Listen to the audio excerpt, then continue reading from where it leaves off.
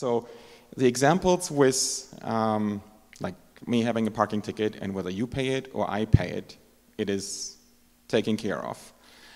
So the substitution there works and the consequence is the same. Or with the vote by proxy also, we just exchange who is doing the action and the consequence is the same. But if I die for my sins, Yes. then the consequence is I'm still going to hell. If Jesus Yes. dies for my sins, I'm going to heaven. And it seems that there's actually kind of a switch in meaning of death, right? There's what? A switch in meaning of death. So the wages of sin is death.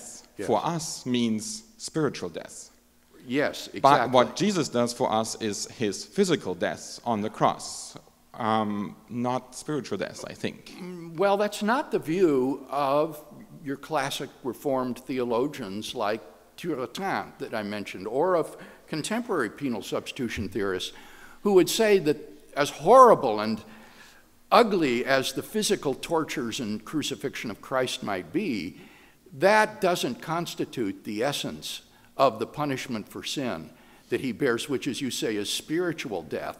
And Turretin describes it as Christ being bereaved of the full beatitude and full felicity and beatific vision and fellowship with the Father that he experienced, a kind of divine forsakenness or abandonment.